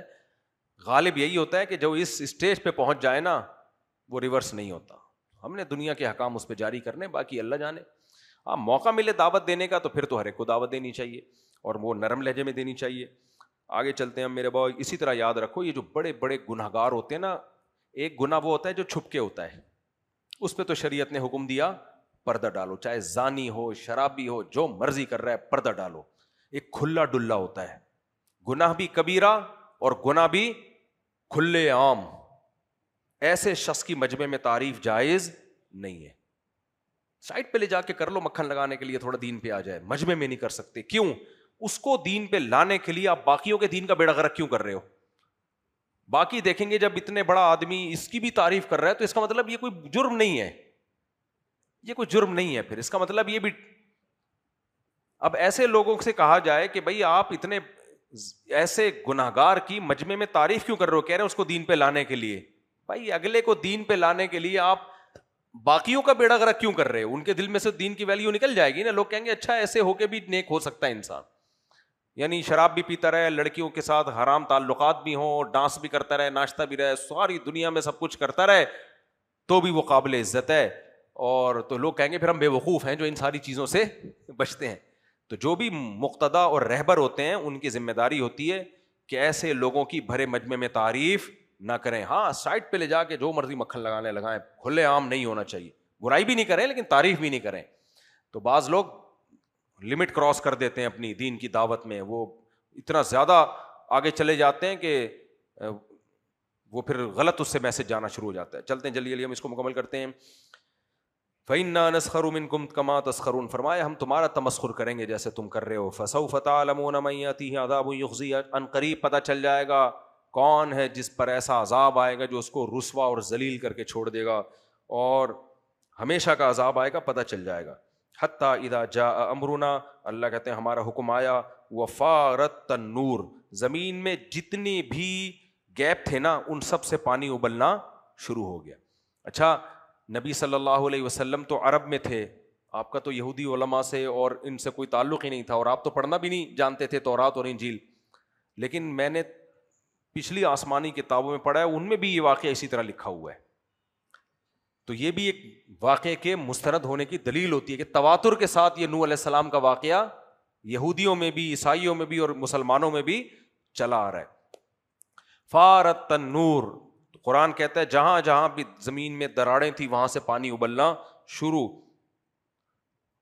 تو قل نحمل فیہا من کل زوجین اثنین, ہم نے کہا کہ جتنے بھی جانور ہیں ان سب کے جوڑے اس میں رکھ لو. آپ جو بھی انسان کے استعمال کے جانور ہوں گے, ہو سکتا ہے ڈائناسور اس میں غائب ہو گئے ہوں مارکیٹ سے, واللہ عالم, مجھے نہیں پتا. وہ تو کہتے ہیں کوئی آ کے لگا تھا دھاڑ کر کے اس سے ہوئے ہیں, واللہ عالم.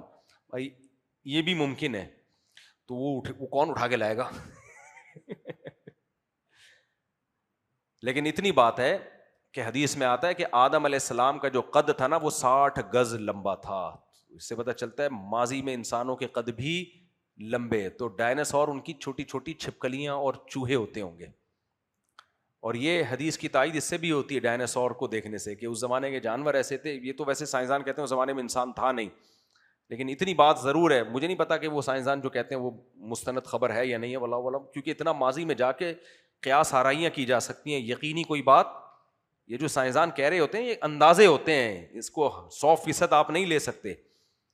تو ڈائناسور کا وجود تو یقینی ہے کہ تھا, کتنا پرانا ہے, اس دور میں انسان تھا یا نہیں تھا یہ کوئی یقینی نہیں کہا جا سکتا. بہرحال اگر اس دور میں انسان تھا تو پھر جیسے انسان تھے جانور بھی کیسے تھے, بولو, ویسے ہی تھے. ظاہر ہے آدم علیہ السلام کے دور میں یہ اگر یہ والی گائے ہوتی تو اس کو تو لوگ اٹھا کے چائے میں ڈبو کے پاپا سمجھ کے کھا جاتے. اچھا خیر, تو میرے بھائی اللہ تعالیٰ فرماتے ہیں قل نحمل فیہا من کل زوجین اثنین, ہر جانور کا جوڑا رکھ لے, کیونکہ آگے انسان کی بقا کے لیے جانور بھی ضروری ہے. وَأَهْلَكَ اور اپنے رشتہ داروں کو بھی إِلَّا مَنْ سَبَقَ عَلَيْهِ الْقَوْلُ سوائے اس کو کہ جس پر اللہ نے عذاب کا فیصلہ کر لیا. اس میں اشارہ دے دیا کہ جو آپ کے رشتہ داروں میں کافر ہیں ان کو نہیں لانا. وَمَنْ آمَنَ وَمَا آمَنَ مَعَهُ إِلَّا قَلِيلٌ قرآن کہتا ہے بہت کم لوگ تھے جو ایمان لائے تھے. وَقَالَ ارْكَبُوا فِيهَا بِسْمِ اللَّهِ مَجْرَاهَا وَمُرْسَاهَا پھر فرمایا اس میں بیٹھو اور یہ دعا کرو اللہ کے نام سے اس کا چلنا اور اس کا رکنا. ان ربی لغفور الرحیم وہی تجری بہم فی موج کالجبال. اللہ کہتے ہیں پانی آنا شروع ہوا, آسمان سے برسنا شروع ہوا, زمین سے نکلنا شروع ہوا اور کشتی بالآخر پانی میں تیرنا شروع. اور اتنی بڑی کشتی ایسے پانی میں تیر رہی ان کو لے کے کل جبال جیسے کوئی پہاڑ ہوتا ہے سمندر میں نا ایسے. ونادا نوح ابنہ وکان فی معزل یا بنی ارکب معنا. ایک کنارے پہ نوح علیہ السلام کا بیٹا, تو نوح علیہ السلام نے اس کو بلایا میرے ساتھ سوار ہو جا. ولا تکم مع الکافرین اور کافروں کے ساتھ مت ہو. قال سآوی الی جبل یعصمنی من الماء کہنے لگا میں ایک پہاڑ پہ چڑھ جاؤں گا جس سے پانی مجھے بچا لے گا. آخری دم تک بھی دیکھو انسان کا جب دل کالا ہو جائے نا تو پھر کیا حال ہوتا ہے. اس نے کہا اب پانی کہاں تک آئے گا, بارش ہو رہی ہے نا تو میں چڑھ جاؤں گا پہاڑ پہ. نوح علیہ السلام نے کہا لا عاصم اليوم من امر اللہ الا من رحم. دیکھ آج پہاڑ تجھے نہیں بچا سکتا, آج اللہ کے عذاب سے اللہ کے سوا کوئی بھی نہیں بچا سکتا, تو ابھی بھی وقت ہے آ جا. لیکن قرآن کہتا ہے وحال بینہم الموج فکان من المغرقین. اس مکالمے کے دوران ہی ایک بڑی لہر آئی ہے اور ان کے بیٹے کو اس نے ڈبو دیا. وقیل یا ارض ابلعی ماءکی ویا سماء اقلعی. کیسی بلاغت ہے قرآن کی. جب سب ہلاک ہو گئے نا تو اللہ کہتے ہیں میں نے زمین سے کہا ابلعی ماءکی, زمین اپنے پانی کو نگل لے. یہ پانی کی کثرت کی طرف اشارہ ہے. نگلنا کسے کہتے ہیں؟ گھونٹ بھر بھر کے. زمین پانی نگلتی ہے یا جذب کرتی ہے؟ جذب کرتی ہے. لیکن اتنا پانی تھا کہ قرآن کہتا ہے ہم نے یہ نہیں کہا کہ جذب کرتی تو شاید اب تک جذب ہی ہو رہا ہوتا. ابلعی نگلنا شروع کر گھونٹ بھر بھر کے. ویا سماء اقلعی, اقلاع کہتے ہیں کسی چیز کو اکھاڑ کے پھینک دینا. اور اکھاڑا جب جاتا ہے جب کوئی چیز بہت مضبوطی سے کسی چیز کے ساتھ چپکی بھی ہوتی ہے. یہ بلاغت ہے, اس سے کوئی حقیقت مراد نہیں ہے. یعنی آسمان سے اتنا پانی برس رہا تھا کہ دیکھنے والا یہ سمجھتا کہ یہ پانی آسمان کے ساتھ کیا ہے, چپکا ہوا ہے, آسمان نیچے آ رہا ہے. تو اے آسمان اپنا تعلق اس پانی سے کیا کر دے, ختم, اکھاڑ کے پھینک دے اس کو. یعنی بارش کو تھمتے تھمتے بھی ٹائم لگتا ہے نا, تو اگر نارمل بارش ہوتی نا تو تھمتے تھمتے بھی چند بوندیں بھی آتی رہتی تو بہت پانی آ جاتا. تو اے آسمان اس پانی کو کیا کر دے, اکھاڑ کے پھینک دے. یہ بلاغت ہے, اس سے کوئی حقیقت مراد نہیں. پانی میں آسمان سے جھگڑا نہیں ہوتا, لیکن اس کی کثرت کو بیان کرنے کے لیے کہ اتنی زیادہ بارش تھی کہ اللہ کو آسمان کو یہ کہنا پڑا کہ اس پانی کو اپنے آپ سے کیا کر دے, اکھاڑ دے, جیسے درخت کو جڑ سے اکھاڑا جاتا ہے. یہ پانی کی کثرت بیان کرنے کے لیے. تو ایک اور جگہ پر آتا ہے کہ سب کا لفظ ہے, سب کہتے ہیں انڈیلنا, تو ایسے جیسے بالٹیاں بھر بھر کے کوئی انڈیل رہا ہو, ایسے پانی. وغیض الماء وقضی الامر, اللہ کہتے ہیں پانی کو خشک کر دیا گیا اور جو اللہ نے فیصلہ کیا تھا وہ فیصلہ ہو گیا. واستوت علی الجودی, اور ایک پہاڑ تھا جس کا نام جودی تھا, اس پہاڑ پہ آ کے نوح علیہ السلام کی کشتی رک گئی. وقیل بعدا للقوم الظالمین, اور اللہ نے کہا کہ اللہ کی رحمت سے دور ہو گئے وہ لوگ جو ظالم تھے, ہمیشہ کے لیے اللہ کی رحمت سے دور. ونادى نوح ربہ, نوح علیہ السلام کو اپنا بیٹا یاد آ رہا ہے. انبیاء کو اپنی اولادوں سے محبت بہت زیادہ ہوتی ہے اور کسی دنیا کی لالچ میں نہیں ہوتی. نوح علیہ السلام نے اپنے رب کو پکارا, رب ان ابنی من اہلی, اے اللہ میرا بیٹا, باپ کے سامنے بیٹا ہلاک ہوا ہے نا, تو میرا بیٹا بھی تو میرے اہل میں سے ہے. وَإِنَّ وَعْدَكَ الْحَقُّ وَأَنْتَ أَحْكَمُ الْحَاكِمِينَ, تیرے وعدے سچے ہیں, تو نے مجھ سے وعدہ کیا تھا کہ میرے اہل کو بچائے گا. تو اللہ تعالیٰ فرماتے یا نوح انہ لیس من اہلک, وہ تیرے اہل میں سے نہیں ہے. اہل میں ہونے کے لیے ایمان شرط ہے. انہ عمل غیر صالح, اس کا عمل ٹھیک نہیں. فلا تسألنی ما لیس لک بہ علم، مجھ سے وہ سوال مت کر جس کے برحق ہونے کی تیرے پاس دلیل نہیں ہے. یہ سوال آپ کا مطالبہ غلط ہے. تنبیہ کی اللہ نے نوح علیہ السلام کو، یہ دعا آپ کی غلط ہے. انی اعیذک ان تکون من الجاہلین، میں تجھے نصیحت کر رہا ہوں کہیں ایسا نہ ہو کہ تو بھی ناسمجھوں میں ہو جائے. یعنی غیر مسلم کے مرنے کے بعد اس کے لیے دعا جائز نہیں ہے، تمنا بھی جائز نہیں ہے. اللہ کا دشمن تھا، گیا بس ختم. تو ویا قال رب انی اعوذ بک ان اسألک ما لیس لی بہ علم. نوح علیہ السلام نے فوراً اللہ سے توبہ کی، اے اللہ میں تیری پناہ مانگتا ہوں اس بات سے کہ میں تجھ سے وہ سوال کروں جس کے صحیح ہونے کی میرے پاس دلیل نہیں ہے. جس الفاظ میں اللہ نے تنبیہ کی تھی نا، اسی الفاظ میں نوح علیہ السلام نے توبہ کی. وَإِلَّا تَصْرِفْ وَإِلَّا تَغْفِرْ لِي وَتَرْحَمْنِي أَكُن مِّنَ الْخَاسِرِينَ، میں نے جو سوال کیا اس پہ اگر تو نے میری مغفرت نہ کی اور مجھ پہ رحم نہ کیا، میں بھی خسارے والوں میں سے ہو جاؤں گا. دیکھو جو اللہ کے ماننے والے ہوتے ہیں ان کی اتنی چھوٹی سی غلطی پہ بھی ڈر لگ رہا ہے کہ میں خسارے والوں میں سے نہ ہو جاؤں. اور جو نہیں ماننے والے تھے وہ کمبخت نوح علیہ السلام کو ستا کے ان کا مذاق اڑا کے بھی اور عذاب دیکھ کے بھی سمجھ رہے تھے کہ کچھ نہیں ہونے والا. تو یہ ہوتا ہے دل کا سخت ہونا اور دل کا نرم ہونا. عبداللہ بن عباس کہتے ہیں کہ تم لوگ گناہ کرتے ہو تو تمہیں ایسا لگتا ہے ناک پہ مکھی بیٹھی ہوئی ہے. اس طرح کی کوئی روایت ہے، پورے الفاظ مجھے یاد نہیں. فرمایا ہمارے دور میں کسی سے گناہ ہوتا تھا تو ایسا لگتا تھا سر پہ پہاڑ کھڑا ہوا ہے، کسی بھی وقت گر سکتا ہے، لہذا توبہ کر کے اللہ کو جلدی راضی کرو. تو یہ فرق ہوتا ہے دلوں میں. آگے اللہ تعالیٰ فرماتے ہیں کہ قیل یا نوح اہبط بسلام منا وبرکات علیک. کیسے مزے کی آیت ہے، کیا اس وقت منظر ہوگا جب وہ پہاڑ پہ آ کے رکی ہے نا. تو اللہ کہتے ہیں ہم نے نوح علیہ السلام سے کہا اہبط منا، اے نوح اتر جا ہماری طرف سے، بسلام سلامتی کے ساتھ، وبرکات اور برکتوں کے ساتھ، علیکا تجھ پر بھی یہ برکتیں، وعلی امم ممن معک اور جو تیرے ساتھ لوگ ہیں ان پر بھی اب برکتیں ہی برکتیں. برکت کا مطلب روحانی فائدے بھی اور مادی فائدے بھی بہت دوں گا. آسمان سے بارشیں برسیں گی، اس وقت ویسے ہی پانی اتنا جب زمین میں جائے تو کیا ہوتا ہے، اس میں کس قدر سبزہ پیدا ہو جاتا ہے. تو برکتوں کے ساتھ، وَأُمَمٌ سَنُمَتِّعُهُمْ اور تیری نسل میں ایسی قومیں پیدا ہوں گی ان کو فائدہ پہنچاؤں گا. ثُمَّ يَمَسُّهُم مِّنَّا عَذَابٌ أَلِيمٌ لیکن پھر ان کو بھی عذاب آئے گا، کیونکہ آگے قوم عاد، قوم سمود یہ سب پیدا ہوں گی. وہ یہ ایک وقت تک یہ صحیح چلیں گے انسان بن کے، اس کے بعد یہ بھی مجھے بھولنا شروع. اور بھولتا کیوں ہے انسان؟ عذاب بھول جاتا ہے. یار ونس اپون اے ٹائم آیا تھا تو اب تو نہیں آ رہا نا.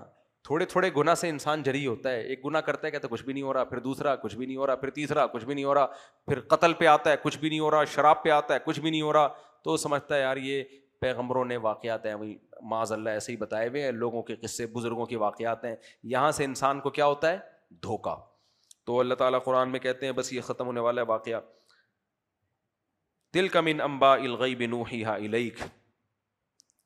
اللہ نبی صلی اللہ علیہ وسلم کو یہ واقعہ سنا کے بتاتے ہیں یہ وہ غیب کی باتیں ہیں جو ہے محمد ہم آپ کو بتا رہے ہیں. ما کنت تعلمها انت ولا قومک، یہ باتیں پہلے نہ آپ جانتے تھے اور نہ آپ کی قوم.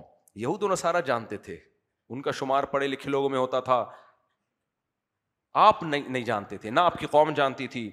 تو فاصبر ان العاقبۃ للمتقین، بس آپ صبر کریں، صبر کریں. یعنی آپ کے نبوت کی دلیلیں اتنی واضح ہم نے کر دی ہیں کہ جو واقعہ نہ آپ نے کبھی پڑھا، نہ جانتے، نہ آپ کی قوم، آپ اس کو ایسے بیان کر رہے ہیں جیسے یہود و نصارہ اپنی کتابوں میں بیان کرتے. تبھی تو وہ حیران ہوتے تھے یہ تو ہمارے واقعات ہیں. آج تک پتہ ہے مسیحی اور یہودی اسلام پہ یہ اعتراض کرتے ہیں کہ یہ واقعات معاذ اللہ انہوں نے ہماری کتابوں سے چوری کی ہیں، یا آج تک الزام لگاتے ہیں یہ. حالانکہ ہسٹری بتاتی ہے نبی صلی اللہ علیہ وسلم جن لوگوں میں رہے وہ کیا تھے؟ امی. اور ویسے بھی جو چوری کرتا ہے واقعہ، جو واقعہ چوری کرتا ہے تو اصل اوریجنل ہوتا ہے، لیکن جب آپ یہ واقعات یہود و نصارہ کی کتابوں میں پڑھتے ہیں تو اوریجنل نہیں ہے، وہ ان میں وہ اٹریکشن نہیں ہے. قرآن جب بیان کرتا ہے تو اس کی وہ پتہ چلتا ہے واقعی اللہ کا کلام ہے. اللہ کا کلام ایسا ہوتا ہے. یہی واقعہ پچھلی آسمانی کتابوں میں پڑھو، اتنی بیچ میں چیزیں انہوں نے گھسیڑ دی ہیں، ایسی تحریفات ہیں کہ اس کو دیکھ کے لگتا نہیں ہے کہ یہ کس کا کلام ہے؟ اللہ کا. آپ حضرت مریم اور مسیح علیہ السلام کے فضائل تورات انجیل میں پڑھو اور قرآن میں پڑھو. قرآن میں جب پڑھو گے تو آپ کا دل ان پیغمبروں کی طرف چلا جائے گا. سورہ یوسف, یہودی ایک دفعہ نہ آئے نبی کے پاس کہ یہ اگر آپ واقعات ہماری, کبھی کہتے تھے ہماری کتابوں سے لیتے ہو, کبھی کچھ, تو ایک دن انہوں نے آزمانے کے لیے کہا کہ ہم دیکھتے ہیں کہ یہ واقعی وہی آ رہی ہے, یہ ہماری کتابوں سے لے رہے ہیں واقعات. تو یہ نبی کے پاس آئے, کہنے لگے آپ صرف اتنا بتا دو کہ بنی اسرائیل تو ادھر بیت المقدس میں تھے, یہ مصر کیسے پہنچے, یعنی یہ مصر کیسے پہنچے. اب جس پہ وہی نازل نہ ہو وہ یہ بتا ہی نہیں سکتا نا, وہ تو کہہ دے گا کہ وہ ویسے ہی تجارتی قافلے میں چلے گئے تھے, وہاں آباد ہو گئے. تو پوری سورہ یوسف نازل ہوئی ہے کہ کیسے یوسف علیہ السلام کے بھائیوں کو حسد ہوا, انہوں نے بھائی کو کنویں میں ڈالا, پھر مصر کے بازاروں میں فروخت ہوئے, پھر کیسے بھائی ان سے راشن لینے کے لیے گئے, ان کو پہچانا, اور کیسے خواب کی تعبیر بتائی, اور ایک ہی دفعہ میں نازل ہو گئی پوری سورت, تاکہ ان کو یہ وہم نہ ہو کہ پوچھ کے بتا رہے ہیں کہیں سے. قرآن کی واحد سورت ہے بڑی صورتوں میں سورہ یوسف, جو ایک ہی دفعہ میں نازل ہوئی ہے. تو ہر طرح سے اللہ نے نبی پر الزام کو بری کر دیا. تو قرآن کہہ رہا ہے کہ یہ آپ بھی نہیں جانتے تھے, آپ کی قوم بھی نہیں. فاصبر, کیا مطلب؟ آپ کے برحق ہونے کے دلائل قائم ہیں, بس آپ نے کیا کرنا ہے؟ صبر. کیونکہ دو ٹینشنیں ہوتی ہیں, ایک یہ کہ ہو سکتا ہے میری دعوت میں کمزوری ہو جو ایمان نہیں لے کر آ رہے, ہو سکتا ہے دلائل جس طرح دینے چاہیے وہ نہیں دے رہے, ہو سکتا ہے میرے بیان میں کمزوری ہو. تو اللہ کہتے ہیں کچھ بھی نہیں ہے, ان کی ضد اور ہٹ دھرمی ہے. ان العاقبۃ للمتقین, صبر اس لیے بھی کریں کہ انجام کس کے حق میں ہے؟ پرہیزگار لوگوں. تو یہ موجودہ حالت سے کبھی دھوکے میں نہ ہو. کوئی آج بڑی عیاشی کر رہا ہے, کوئی قوم بڑی عیاشی کر رہی ہے, آپ مغربی دنیا کی قوموں کی عیاشی دیکھتے ہو کہ یار یہ بھی تو اتنی عیاشی کر رہے ہیں, تو خدا کو نہیں مانتے. تو اللہ نے اس آیت میں بتا دیا انجام کس کا اچھا ہے. بے وقوف آدمی حالت کو دیکھتا ہے, انجام کو نہیں دیکھتا. عقل مند انجام کو دیکھتا ہے. وہ میں اکثر ایک مثال دیتا ہوں نا, پھانسی کے پھندے پہ کسی کو لٹکانا ہے, اس کو بزنس کلاس جہاز میں لے جایا جا رہا ہے, لے جایا نہیں جاتا, لیکن ایک مثال دے رہا ہوں. تو کوئی دیکھ کے رش کر رہا ہے یار کاش میرا بھی ٹکٹ بزنس کلاس میں ہوتا, اور ایک آدمی اکانومی میں ہے, اتفاق سے اس کا بیگ کہیں چھن گیا تھا, تو وہ نہیں تھا, وہ اکانومی میں ٹرین میں سفر کر رہا ہے عام سی سیٹ پہ, لیکن اس کو پتا ہے میں وہاں پہنچوں گا تو میری فیکٹری ہے, میرا بزنس ہے. وہ موبائل بھی اتفاق سے گم گیا, کوئی رابطہ نہیں ہو رہا, تو رش کس پہ آئے گا؟ اس کی حالت کو دیکھ کے پہلے والے کی کہ بزنس کلاس میں جا رہا ہے جی, اس کا فیوچر دیکھے گا آدمی کہ جا کس کام کے لیے رہا ہے, لٹکنے کے لیے جا رہا ہے. اور یہ ہر غریب کہے گا مجھے یہاں بٹھا دو بھائی اس کی سیٹ پہ, جو غریبوں کی طرح سفر کر رہا ہے, کیونکہ مستقبل کیا ہے؟ محفوظ. تو اس لیے موجودہ حالت سے کبھی دھوکہ نہیں کھانا چاہیے, نہ اپنی نہ کسی دوسرے کی. ہمیشہ قرآن کے الفاظ ہیں والعاقبۃ للمتقین. اللہ تعالیٰ سمجھنے کی عمل کی توفیق